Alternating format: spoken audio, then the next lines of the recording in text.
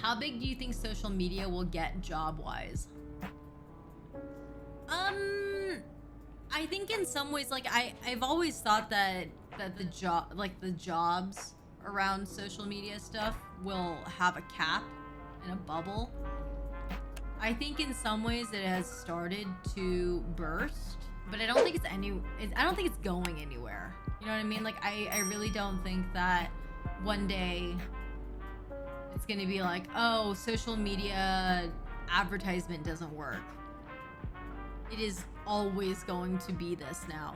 I don't think it's gonna go backwards where people are like, oh, commercials on Instagram, ads on YouTube, pre-roll on Twitch. It doesn't work.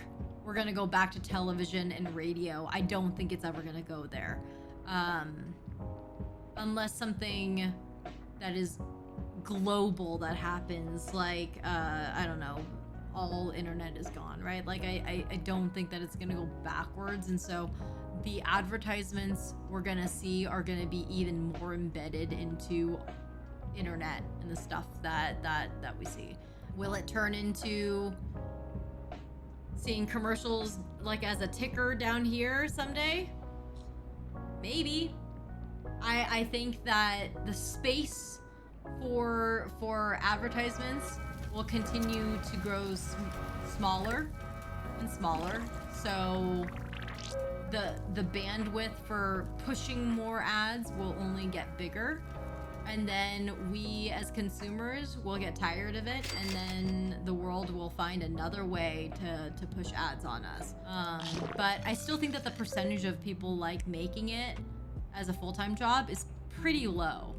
And I would be very careful with people who are like selling courses and stuff like that are not free. I would be very, very careful with those. I am seeing so many courses pop up lately, and it's like all the information is out there. You shouldn't have to pay for it. There's plenty of free information out there on how to make it on social media without having to have to pay for these courses that are like $400 or $500.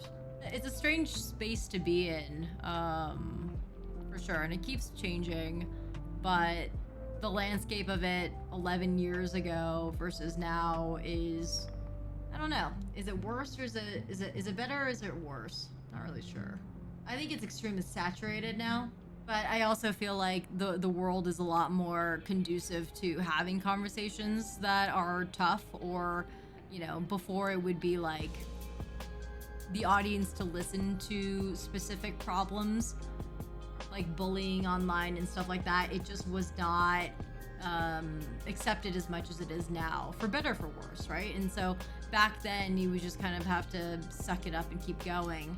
Nowadays there are enough people out there listening and out there willing to listen and do something about it when things are harsh like that. And so when it was 2010, it was like the best piece of advice Ian and Anthony had, and it really came from Anthony, is like, don't feed the trolls. Oh, I saw the guy!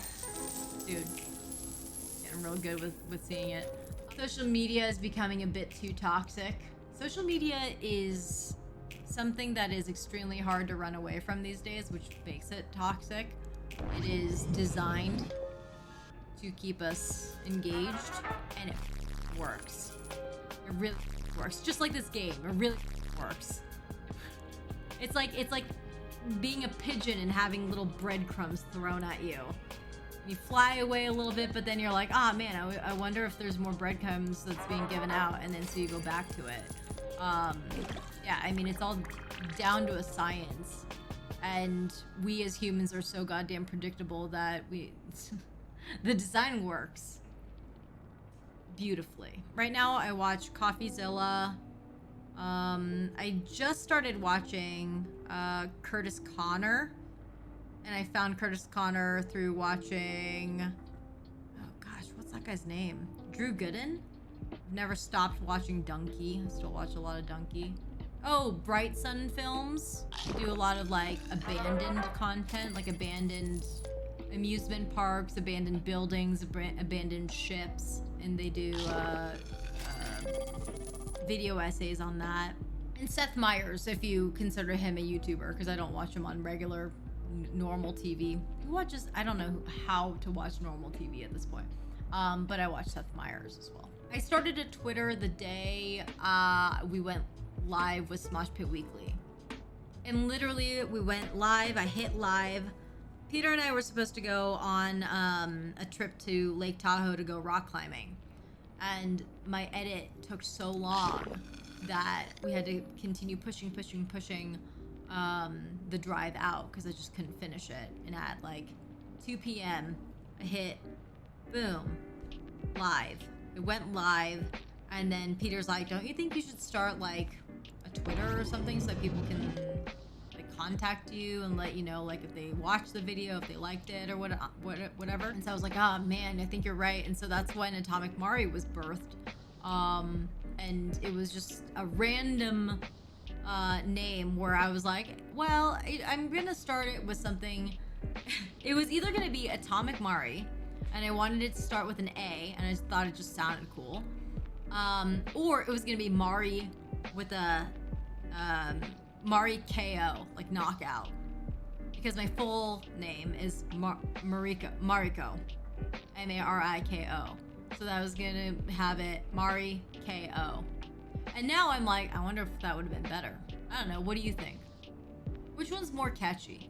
Mari KO or Atomic Mari? You have a motto that you like or a quote that you reference to? Yeah, I have two. One quote is a quote that I saw on a big old wall when I visited Facebook. And the quote was, done is better than perfect. As somebody who struggles with perfection, which is just code for insecurity, there's a lot of times where I don't go through with going live with the project or you know, letting the world see it because it's not up to my perfect standards, aka not living up to my insecurities. So it just never sees the light of day. And so done is better than perfect is a reminder that is really good for me, that just getting it done and putting it out there is way better than sitting on something until it reaches your expectations, because nothing's really gonna fulfill those expectations if you are insecure. And so that's helped me get over my insecurities in a lot of ways as well. Get over that bull. And the other motto is the motto that I came up with. The motto that I think speaks the most to me as far as how I work and what has worked for me as far as work ethic goes, and that is show up and don't be an asshole. Showing up means a lot of things. It means physically showing up. I know that I almost didn't show up to my, like, the opportunity at Smosh when it was handed to me, in the sense that they said, I worked with them initially and they're like, hey, we like working with you, do you want to come back to do anything that might be like a returning like character or a returning like actor. That role was Smosh Pit Weekly, and so I almost didn't show up to audition for it. That video became worst audition ever, but I almost didn't show up. And so yeah, I think physically it can mean that. It also means like show up and be present, like be ready to work, give it your all in that sense. Give yourself the space and the time to be 100% before you think that you can show up for other people. So yeah, show up and don't be an asshole. If you like that quote, you can always get a pin of it at 88pins.com. 88pins.com.